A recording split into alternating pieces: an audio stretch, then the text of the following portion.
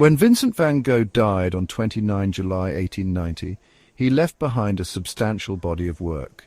In the space of 10 years, he produced more than 800 paintings, over 1,000 drawings and 4 sketchbooks. While most of his works deserve our attention, in today's video, we will explore 10 masterpieces painted by Van Gogh that every cultured person should know about. Let us start. Number 1. The Potato Eaters, April to May 1885. In a dark peasant's cottage in Nuenen, Van Gogh set about creating what he intended to be his first masterpiece. He had been working towards it for months. 5 figures around a dish of steaming potatoes, feebly lit by the lamp above. Vincent certainly didn't make it easy for himself. Up to now, he had only painted separate models, but in this case, the relationship between the different figures was also crucial, not to mention the need to position them convincingly in the small space. Van Gogh did not want to idealize the peasants.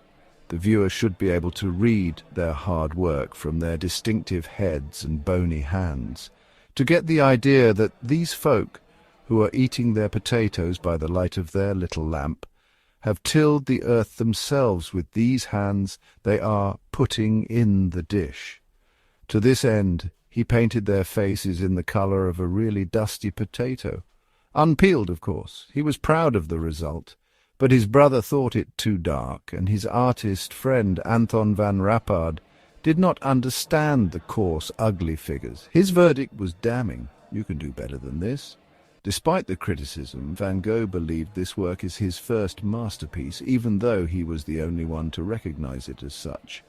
While he was in Nuenen painting his sombre potato eaters, art in Paris had long since taken a new turn. Number 2. Self-portraits. Vincent arrived in Paris in 1886, where he had a chance to make the acquaintance of modern art, something that would have changed his work forever. Vincent threw himself entirely into artistic life. He experimented intensively with new methods in his city views, still lifes and self-portraits in particular, adding more bright and joyful colours. Lacking models in Paris, Van Gogh painted around 20 self-portraits for which all he needed was a mirror. Thus, he got the freedom to try out the new styles of painting he had discovered in Paris. He constantly varied his costume too, felt or straw hat, with or without a pipe, or as an artist at his easel. Let us talk briefly about self-portrait with grey felt hat. This self-portrait is one of Van Gogh's boldest impressionist experiments during his time in Paris. He painted it entirely in short brushstrokes, but more significant still is his use of complementary colours. This is the effect that arises when you mix 2 of the primary colours, red, yellow and blue, and then place the mixed form alongside the third colour, red next to green or yellow next to purple. In this portrait, Van Gogh used red and green in his face, while adding orange accents to the blue circles in the background, which form an almost mystical halo. He applied these colour pairs many times in his paintings. Number 3. Quinces, lemons, pears and grapes. The famous Sunflowers was not Van Gogh's first yellow painting. This still life revolves around the colour too, the bright yellow of the lemons, the greenish yellow of the pears and the pale whitish yellow of the grapes. It is an exploration of the different shades of a single colour and of the effect that all these nuances have on each other. Besides being a still life, this is a decorative painting in which Van Gogh drew on the Japanese printmaking of which he was so fond. He aimed to give the canvas a Japanese character by limiting the sense of depth, an effect intensified by the way he also painted the frame yellow, the only original frame to have survived. On the left, below the signature, he has written the words "Mon frère Théo" in red letters. Vincent gave the painting to his brother Theo, who encouraged him to use more colour. And number 4. Courtesan.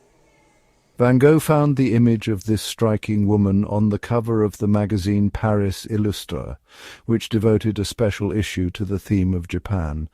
Her pose, turning to look over her shoulder, decorative kimono and hairstyle must all have struck him as unusual. He borrowed the image, enlarged it using a grid, and turned it into a painting. Van Gogh added a decorative margin around it with frogs, water lilies, cranes and bamboo, all of which he drew from Japanese prints in his own collection. The choice of animals was not a coincidence. The French words for frog and crane were slang for prostitute. Number 5. The bedroom.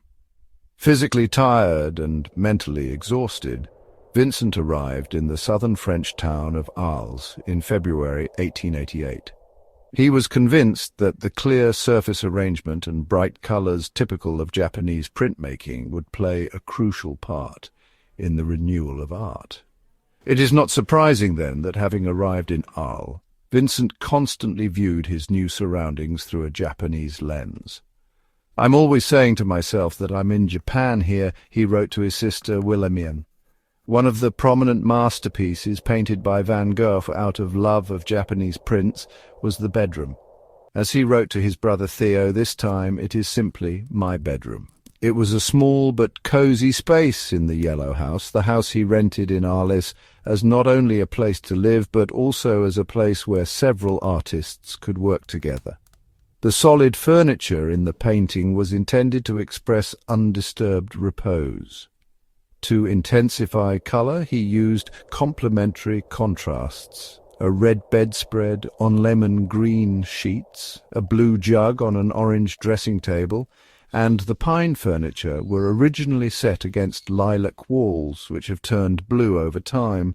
The odd angle of the room's rear wall looks strange, meanwhile, but was not a mistake. The wall really was skewed. Number 6. Gauguin's chair. This is not any old chair. It's the one used by Paul Gauguin, who lived with Van Gogh in the Yellow House for a while. Van Gogh had to wait 6 months before his fellow painter actually arrived, and he did everything he could to make his stay as pleasant as possible. It was a fruitful collaboration at first. They talked about art, went out painting together, and generally inspired each other. Van Gogh made this canvas around that time. He used mainly red and green tones to create a night effect, which, combined with the books and the candle, was intended to express Gauguin's enlightened spirit. He painted the light from the gas lamp in the background as patches of reflection on the tile floor, and included shadow effects in the chair. After a few weeks, the atmosphere became more difficult, and discussions increasingly turned into arguments. When Van Gogh suffered a psychotic episode and cut off his ear, Gauguin left for Paris. Number 7. These were to become his most famous painting, and Vincent tackled the flowers in all their variety, proudly upright, their heads dropping or turning to seed. What most interested him, though, was the colour. Vincent's initial plan was to make 6 sunflower paintings as decoration for his studio in the Yellow House, which he wanted to have perfectly in order by the time Paul Gauguin arrived. In the end, he hung 2 of the large still lifes with sunflowers in Gauguin's bedroom. His housemate thought they were so beautiful and completely Vincent that he later asked to have one. But Vincent had no desire to part with canvas. Instead, he painted a new version for Gauguin.